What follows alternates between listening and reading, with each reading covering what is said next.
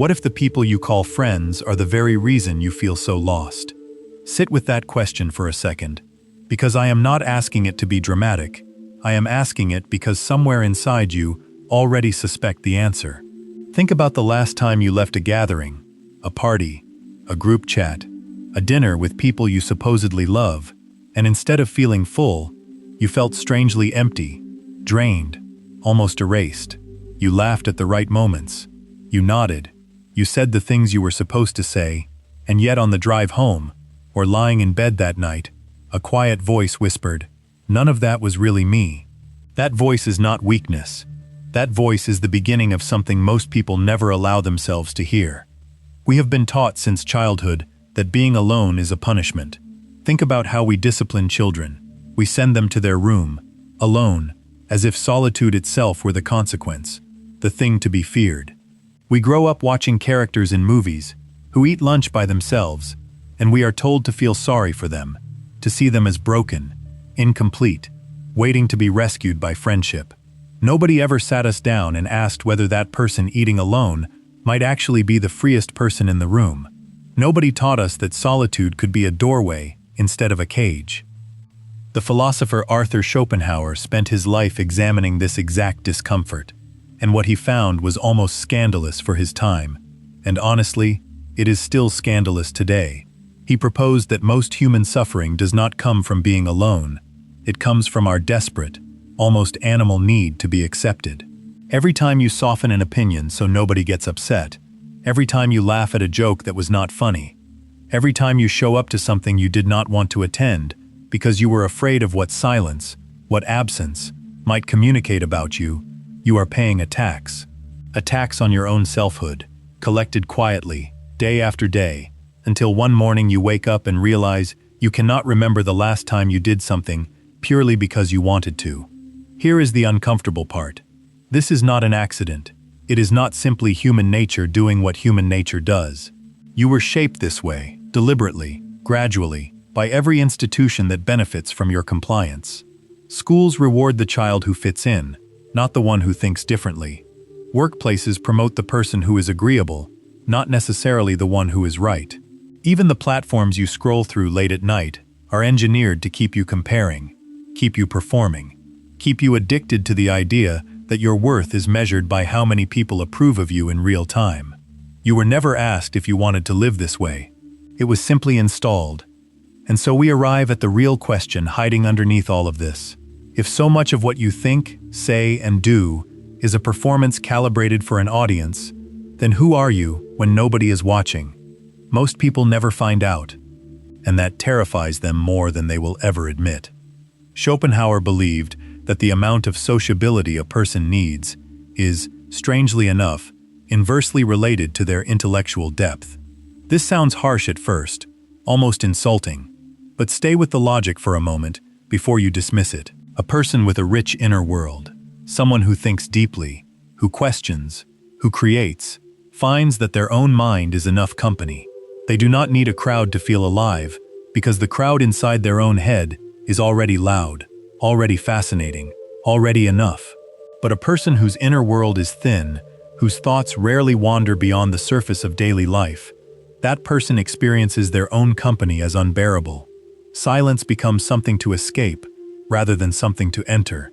This is why so many people reach for their phone the instant a conversation pauses, the instant a room goes quiet. It is not boredom, it is fear of meeting themselves. Consider how much of your life has been spent managing other people's perception of you. The clothes chosen not for comfort, but for how they will be seen. The vacation photographed not for the memory, but for the audience. The opinion held back, not because it was wrong, but because it was inconvenient to say out loud. Every one of these small surrenders feels harmless in isolation, but add them up across a decade, across a lifetime, and you get a person who has built an entire identity out of other people's expectations. A person who, if you asked them what they actually wanted, what they actually believed, would not know how to answer, because they have never had the space to find out. This is the part where I want you to notice something happening in your own mind right now. Some resistance. Some part of you that wants to argue, that wants to say, but relationships matter, connection matters, Humans are social creatures. And you would be right. Nobody sane is arguing for permanent isolation, for cutting yourself off from every person who has ever loved you. That is not the point. And it was never Schopenhauer's point either. The point is far more precise and far more uncomfortable.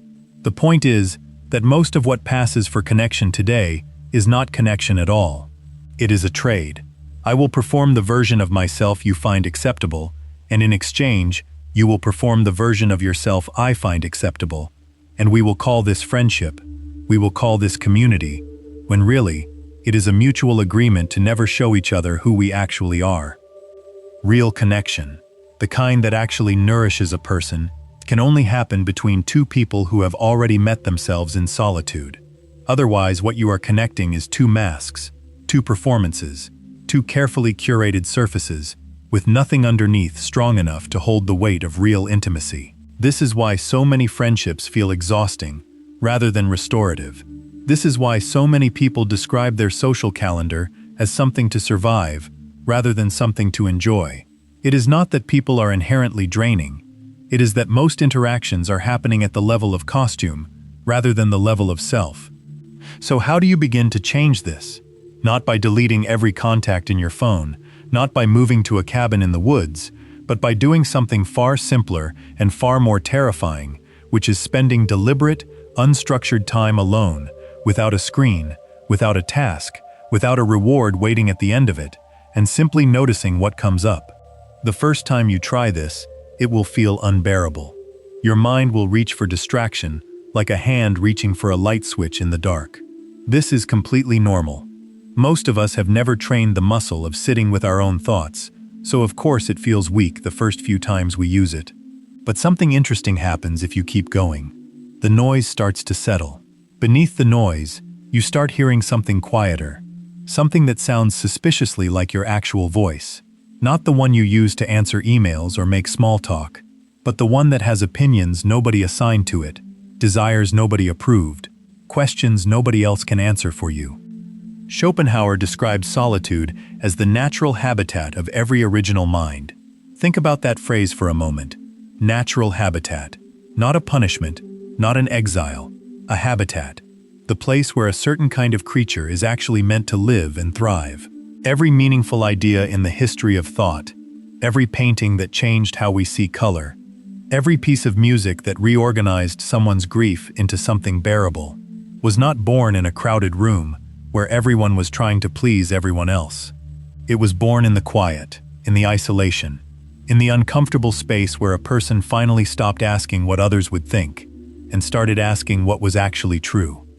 There is a reason so many of the people you admire most, the writers, the thinkers, the artists, whose work has genuinely moved you, describe long periods of solitude as essential to their process. It is not an eccentric habit they picked up along the way. It is a requirement. Creativity cannot survive constant surveillance. The moment you imagine an audience watching your first attempt at something, you start editing before you have even finished thinking. Original thought needs privacy, the way a photograph needs a darkroom. Expose it too early, and the image never develops. Now let's talk about time, because this is where the cost of constant sociability becomes almost mathematical. You have, if you are fortunate, roughly 4,000 weeks on this earth. That number should feel enormous and terrifyingly small at the same time. Every hour spent maintaining a friendship that drains rather than nourishes. Every evening spent at an event you attended purely out of obligation. Every year spent chasing a version of success, defined by people whose opinion of you, if you are honest, does not actually matter to your life, is an hour, an evening, a year, you will never get back. This is not an argument for coldness. It is an argument for precision. Guard your time the way you would guard something irreplaceable, because it is. Here is where the philosophy gets genuinely liberating instead of simply bleak. If your happiness has been outsourced to the approval of others, then your happiness is, by definition, out of your control. It rises and falls based on variables you cannot manage, other people's moods, other people's judgments, other people's fluctuating opinions of you on any given day. You become a passenger in your own emotional life. But the moment you locate happiness inside yourself, inside your own growth, your own understanding, your own relationship with your own mind, you take the wheel back. Nobody can take away what you have built internally. Nobody can cancel a peace that was never dependent on their permission in the first place. This does not mean the path is comfortable. Choosing yourself over the crowd will cost you something. People who are used to your compliance will not appreciate your newfound independence. Some relationships will not survive your honesty. Some friendships were only ever held together by your willingness to shrink. When you stop shrinking, some people will leave, and here is the part that will sting the most. Some of them were people you genuinely loved. But consider what you are trading. You are trading approval you never actually controlled for a self you finally, truly own. Think of solitude not as the absence of people, but as the presence of yourself. It is not empty space, it is occupied space. Occupied by the one relationship you will have for every single day of your life, the relationship with your own mind. Most people are strangers to themselves. They can tell you every detail about their favorite show, their coworkers' personal drama, the opinions of influencers they have never met.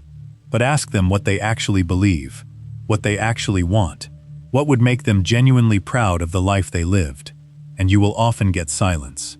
Not because the answer does not exist, but because they have never given themselves the quiet required to find it. So here is what I want to leave you with. The next time silence arrives, whether it is an empty evening, a solo walk, a weekend with nothing planned, resist the urge to fill it immediately. Let it stretch a little longer than feels comfortable. Sit in the discomfort the way you would sit through the burn of a difficult workout, knowing that the burn is not damage, it is growth. Ask yourself questions you have been too busy, too surrounded, too distracted to ask. What do I actually think about this? What do I actually want from this year, this relationship, this version of my life? Whose voice is this opinion really? Mine, or one I absorbed so long ago I forgot it was ever borrowed? You do not need permission to think for yourself. You do not need an audience to validate a life well lived. The freedom Schopenhauer described is available to you right now, not after you fix every relationship, not after you achieve some milestone that will finally make you feel worthy of solitude, but right now, in this moment, the instant you decide that your own company is not something to escape, but something to build. Because in the end, the crowd will always have an opinion about you. It always has, it always will. But only you will ever truly know who you are underneath every performance you have ever given. The question is not whether you can survive being alone. The question is whether you are brave enough to find out who is waiting for you there. If you made it to the end of this video, comment, "I've arrived," and I'll personally reply. And if it resonated with you, subscribe to become a part of it, and like the video if you enjoyed it.